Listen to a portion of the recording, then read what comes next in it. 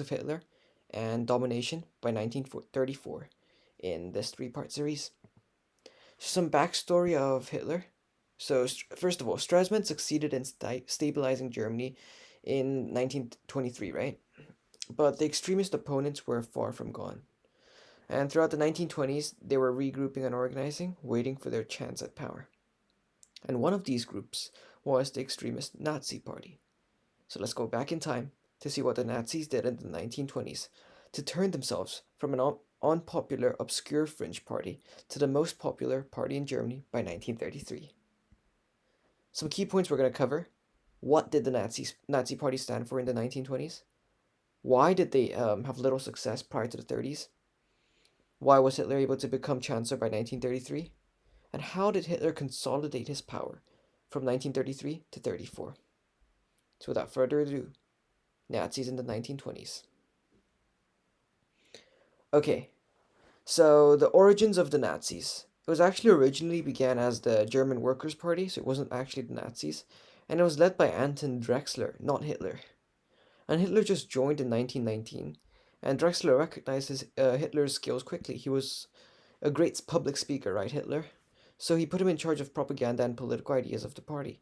In 1920, they announced their 25-point program and renamed themselves as the National Socialist German Workers' Party, or the Nazi. So what was the 25-point program? It was the abolition of the Treaty of Versailles, Anschluss with Austria, so union with Germany and Austria, and Lebensraum, living space for Germans, Eastern Europe's expansion into Eastern Europe like Poland.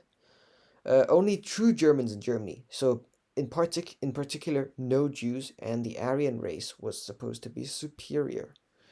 Large industries and businesses would be nationalized, and a generous old age pension, as well as Führer, so a single leader with complete power, and a strong central government. So with the 25-point program, Hitler tried to appeal to basically everyone, all the different classes, everyone basically. He tried to appeal to the socialists, who were basically, socialist means wanting more equality of wealth, so more even distribution of money. So pensions should improve, public industries nationalized.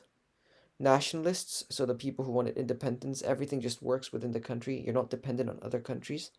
The Treaty of Versailles abolished, and all Germans in one country, Lebensraum expansion, so that all the German speaking people could live in one country.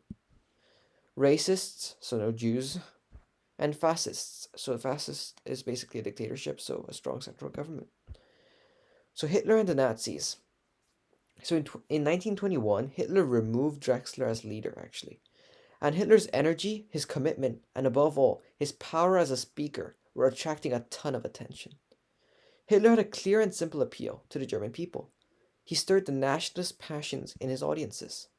So he provided them scapegoats to blame for their problems, for Germany's problems.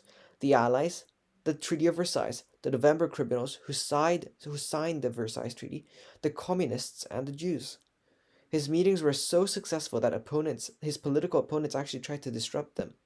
So he set up the SA, you might know them as the Stormtroopers, in 1921, and they protected his meetings and actually disrupted those of others. The Munich Putsch in 1923. By 1923, the Nazis were actually still a minor party, but Hitler had managed to give them a high profile.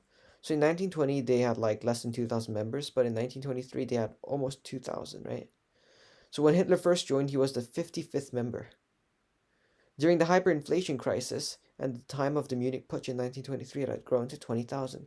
So during the hyperinflation crisis, they didn't really like the Weimar government, right? Everything was bad, money was worthless, unemployment was high, everything, right? And actually, even though they had 20,000 members, they were still a very small party. So 20,000 is nothing compared to the millions of population that Germany had. And in November of 1923, Hitler believed that it was the moment to topple the Weimar government because they were busy, they were preoccupied dealing with the hyperinflation crisis, right? And at the time, Stresemann was in power, actually. So would it work? 1923, the Munich Putsch. So on the 8th of November, 1923, Hitler hijacked a local government meeting and announced he was taking over the government of Bavaria, joined by Ludendorff, who was actually a very famous general in World War I, so he had the support of many military leaders. And the Nazi stormtroopers, began taking over the government buildings. However, the next day, the Weimar forces hit back. The police rounded up the SA, and 60 Nazis were killed. The rebellion ended in absolute chaos, and Hitler fled, but he was arrested 2 days later. The aftermath of the Munich Putsch.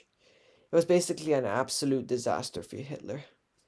And this is actually the short term consequences, by the way. He had miscalculated the mood of Germans, and the Nazis were humiliated. They didn't have any support from the Germans. The people didn't support him, and he and the other Nazis were charged with treason. Treason basically just means like not being loyal to your own country, by the way. So the Nazi Party was banned temporarily, and Hitler was prevented from speaking in public until 1927. So the next video we'll look at how Hitler tries to like change the Nazi so that it could appeal better. And actually, the Nazi was banned, right? But there were some caveats which we will explore in the next video. Hitler was also tried for treason, the betrayal of his country, and sentenced to 5 years in prison. However, long term, it was actually a positive for him. It wasn't so much of a disaster as you might think. So at Hitler's trial, he gained enormous publicity for himself and his ideas because he was such a good public speaker, right? So in his trial, he just spoke so much about his beliefs and ideology, and every word he said was reported in the newspapers. So that also gave him nationwide coverage for free. The judges were so impressed, he and his accomplices were punished very lightly. Ludendorff was actually freed without any prison sentence, and Hitler only had to do 5 years in prison, and the legal guideline would have been a life sentence. And of those 5 years, he actually only served 9 months, and even that was in the comfort of the Landsberg Castle. Just hearing the name castle, you can just imagine how nice it would have been, right? And it showed Hitler had some support and sympathy from important figures in Germany's Weimar Republic's legal system, and the attention of important figures in the army, thanks to Ludendorff. He was a respectable general, right? And Hitler was down, but he was not. He wasn't out. It was only a temporary setback, and he would come back just 9 months later. And in the next video, we'll cover Hitler's time in prison, where he writes the Mein Kampf, uh, Nazis in the Wilderness from 1924 to 29, and a change of strategy once Hitler comes out of prison. Thanks for watching this video. If it helped you, please like and subscribe and share with your friends.